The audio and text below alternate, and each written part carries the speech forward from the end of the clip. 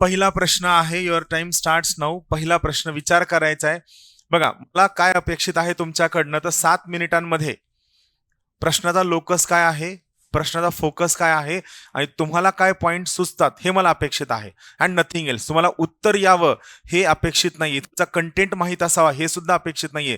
Rather तुम्हाला प्रश्न comprehend झालाय का, एवढीच माझी अपेक्षा आहे. बाकी माझी तुमच्याकडनं काहीही अपेक्षा नाही. क्वेश्चनचं कॉम्प्रिहेन्शन सगळ्यात महत्वाचं. मी प्रश्न वाचतो, डायरेक्ट लिहिलं चालतं का? प्रश्न काय आहे पहा. प्रश्न आहे, सार्वजनिक जीवनातील नीतिमत्तेचा ऱ्हास हा द्वेष, असहिष्णुता आणि हिंसेचं मूळ कारण ठरतो. विश्लेषण करा. राईट. तुमचा वेळ सुरू होता आता. 7 मिनिटं वेळ आहे. 7 मिनिटांमध्ये पहिले 2 ते 3 मिनिटं विचार करा काय स्ट्रक्चर असू शकतं. त्यानंतरचे 6 ते 7 मिनिटं स्ट्रक्चर करा. मी 8 मिनिटं एक्सप्लेन करणार आहे. राईट. So start. स्ट्रक्चर काय असू शकतं विचार करा. लिहायचं नाही, विचार करायचा. पहिले 3 मिनिटं फक्त विचार करायचा. ही सवय आपल्याला करून घ्यायची आहे. विचार करा. Don't write anything. Think about. रेश मारा त्याला, आणखीन पुन्हा पुन्हा डू वॉट एव्हर, पण विचार करा. हे महत्वाचं आहे. Think about it. प्रश्नाचा लोकस काय, प्रश्नाचा फोकस काय, काय उत्तर असू शकतं. मधले पॉईंट तुम्हाला येणार नाहीच आहेत, मी तुम्हाला सांगतो. पण मध्ये काय पॉईंट यायला हवे हे आपण लर्न करणार आहोत. But before that, what is locus, what is focus, he clarity आपल्याला आणायची आहे या प्रश्नाच्या उत्तरामधनं. आणि विचार करायचा म्हणजे सरळ यातले शब्द शोधायचे, त्या शब्दांना लिंक करायला सुरू करायचं. लिंक करा. इकडनं तिकडे रेषा मारा, ॲरो मारा, जे वाटेवर. मी तुम्हाला परत सांगतो की आता लगेच येणार आहे, पण जेव्हा तुम्ही लिंक करण्याचा प्रयत्न करताय, शब्दांना लिंक करताय, शब्दांचे ॲरो काढताय, आय टेल यू तुम्हाला खूप चांगलं उत्तर लिखाण जमणार आहे. फक्त तुम्हाला तो प्रयत्न करणं गरजेचं आहे. राईट. चला पटपट चला. जिथं मोकळी जागा असेल तिथं बसा. लिहिणाऱ्यांना डिस्टर्ब करू नका. 4 मिनिट संपले. तुम्हाला 3 मिनिटात स्ट्रक्चर बनवायला. उत्तर लिहायचं नाही. You to think about the structure. काय असू शकतं. आणि ज्यावेळेस मी उत्तर सांगेल त्यावेळेस आज आपण पहिल्या 2-3 प्रश्नांना तुमच्याकडनं उत्तर नको घ्यायला. अगोदर मी सांगतो, मग तुम्ही कम्पेअर करा, मग आपण थोडं वेळ कमी करूया स्ट्रक्चर आणि तुमच्याकडनं पॉइंट्स घेऊया. ठीक आहे. विचार करा काय असू शकतं तर.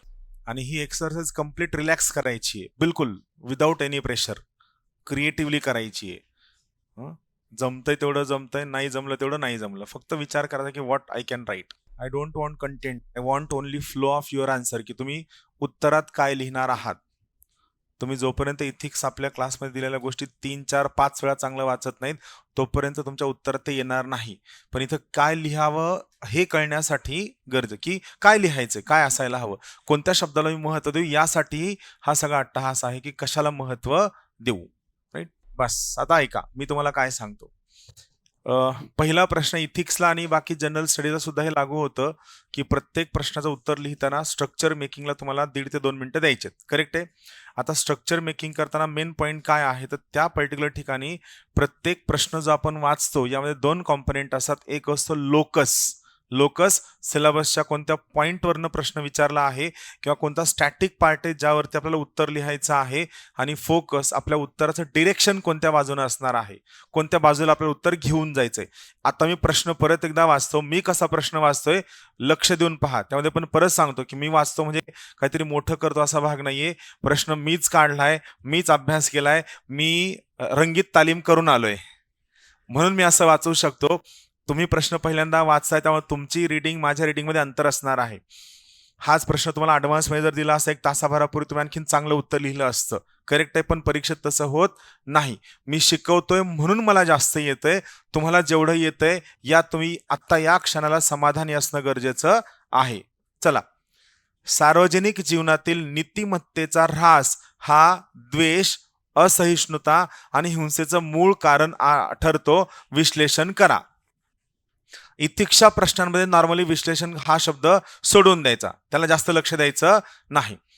GS 1, 2, 3 मध्ये मात्र असं आहे, जेव्हा तुम्हाला एखाद्या प्रश्नाच्या उत्तराचं विश्लेषण करा म्हणलं जातं त्यावेळी तुम्ही जे स्टेटमेंट लिहिलेलं आहे या स्टेटमेंटचं कारण काय आहे आणि या स्टेटमेंटचा परिणाम काय आहे, या तिन्ही गोष्टी लिहिल्या तर त्याला विश्लेषण करा असं म्हणायचं. इथिक्समध्ये मात्र हे लागू होत नाही, कारण इथिक्समध्ये आपला डेटा एवढा स्ट्रॉंग असतो की ते आपण जे लिहितो ते अनालिसिसच असतं. सो विश्लेषण करा, टिप्पणी करा, या सगळ्या गोष्टींना इथिक्समध्ये रिलेटिव्हली कमी महत्व आहे. प्रश्न. आता सगळ्यात पहिलं काम तुमचं काय असेल आन्सर रायटिंग करताना, तर महत्वाची गोष्ट प्रत्येक प्रश्नाचा लोकस शोधणं. लोकस, लोकस स्टॅटिक पार्ट की ज्यावरती प्रश्न विचारला गेलाय. सार्वजनिक जीवनातील नीतिमत्तेचा ऱ्हास हा तुमच्या प्रश्नाचा लोकस आहे. बरोबर आहे. तुम्हाला नीतिमत्तेचा ऱ्हास म्हणजे काय, त्याचा अर्थ काय, त्याची कारणं काय विचारलंय का नाही विचारलं. त्यांनी हे कन्सिडर केलंय की सार्वजनिक जीवनात नॉर्मली नीतिमत्तेचा ऱ्हास होतो. बरोबर आहे. सो लोकस काय आहे, डिग्रेडेशन ऑफ इथिक्स, नीतिमत्तेचा ऱ्हास, हे झालं लोकस. सार्वजनिक जीवनातील नीतिमत्तेचा ऱ्हास हा कशाचं कारण आहे, द्वेषाचं, असहिष्णुतेचं आणि हिंसेचं मूळ कारण आहे. आता तुम्हाला हे लिहायचंय की सार्वजनिक जीवनात जर नीतिमत्तेचा ऱ्हास झाला तर यामुळे द्वेष कसा पसरतो, असहिष्णुता कशी होते आणि हिंसा कसं होतं. सो या ठिकाणी लक्षात घ्या, हा जो पोर्शन आहे हा पोर्शन झाला तुमच्या प्रश्नाचा फोकस. या ठिकाणी तुम्ही नीतिमत्ता म्हणजे काय, नीतिमत्तेचा ऱ्हास म्हणजे काय, नीतिमत्तेची कारणं काय आहेत, त्याची उदाहरणं काय आहेत, हे लिहित बसलात तर तुम्हाला स्कोर येणार नाही.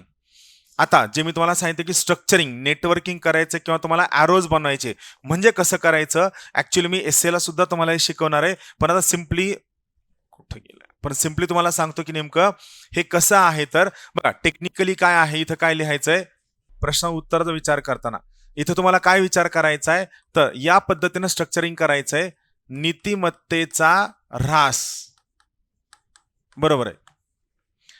नीतिमत्तेचा ऱ्हास झाल्यामुळे आपण कशाबद्दल उत्तर लिहितोय, कोणते 3 मुद्दे आहेत. नीतिमत्ता ऱ्हासामुळे काय होतं, पहिली गोष्ट होते द्वेष, दुसरं असहिष्णुता आणि तिसरं काय आहे, हिंसा.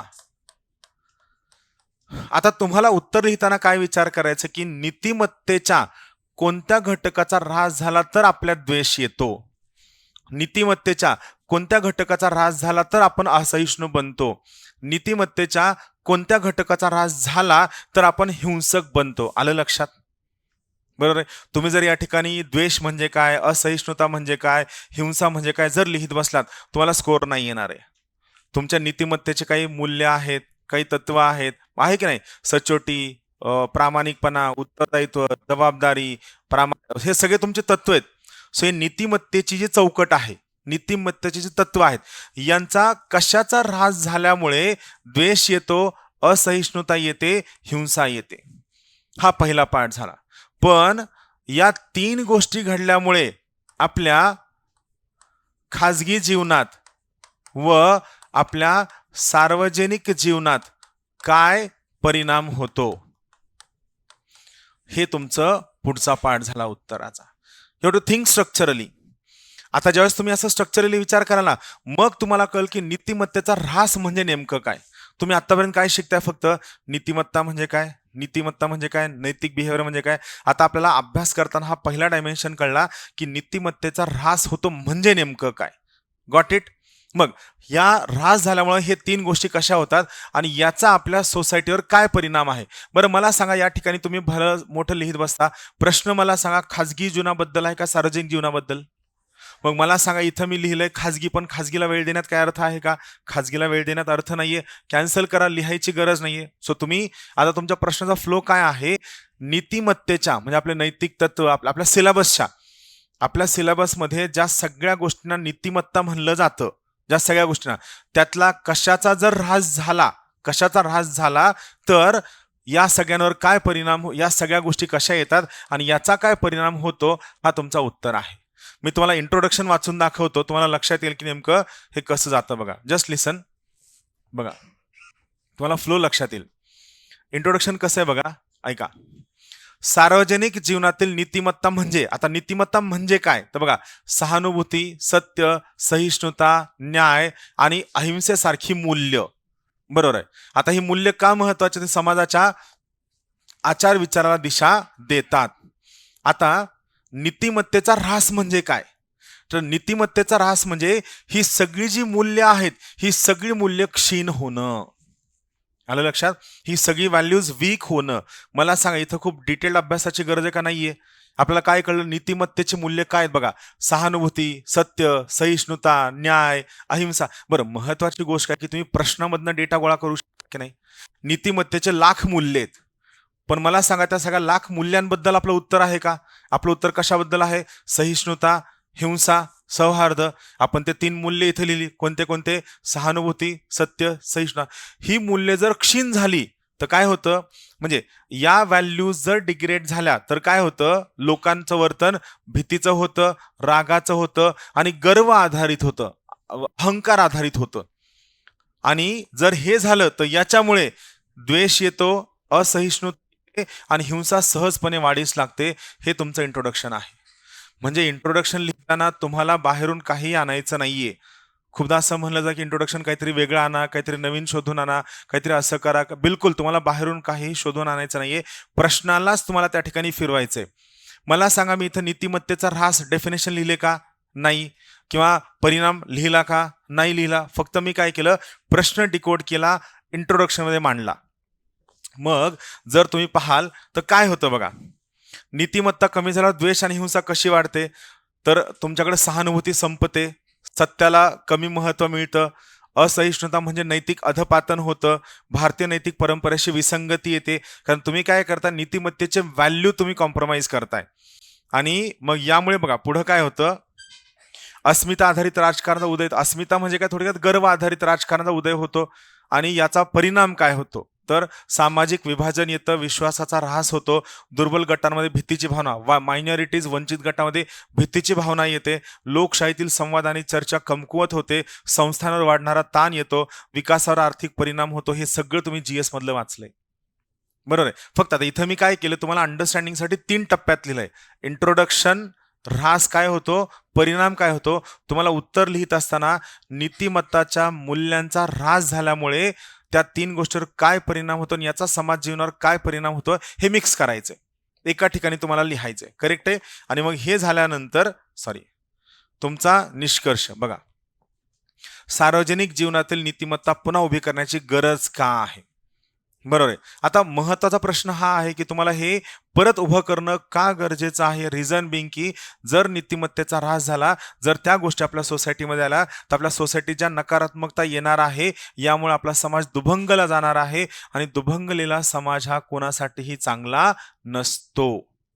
क्लिअर? उत्तर वाचा तुम्ही. थोडा वेळ लागेल, आपण नंबर ऑफ क्वेश्चन कमी घेतलं हरकत नाही. तुम्ही उत्तर वाचून काढा. पहिला प्रश्न मी थोडा वेळ जास्त घेतला, डिस्कस नाही करत, फक्त यू रीड दी आन्सर. त्या टेलिग्राम चॅनलला टाकले. 5 मिनिटात उत्तर वाचून काढा, वेळ नका लावू त्याला. पुढचा प्रश्न आपल्याला डिस्कस करायचा आहे.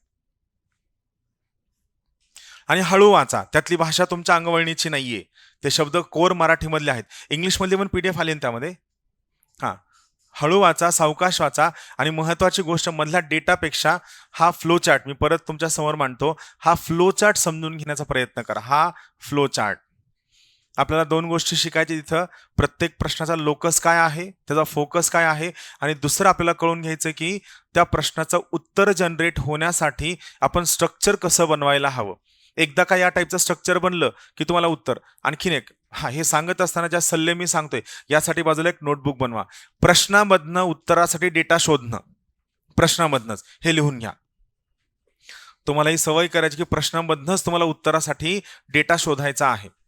इथं पण आपण काय केलं? तेच केलं.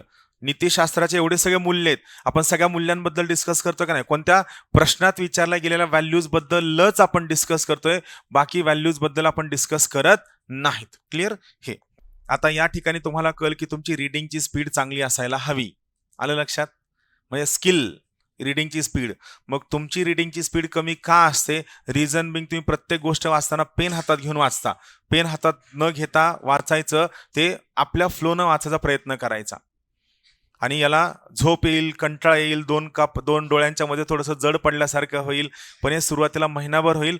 नंतर ऑटोमॅटिकली सिंगल रीडिंग मध्ये तुमचं कॉम्प्रिहेन्शन बिल्ड होऊन जाईल. आणि हे खूप जास्त गरजेचं आहे आपल्याला UPSC प्रिलिमसाठी, राज्यसेवा प्रीसाठी.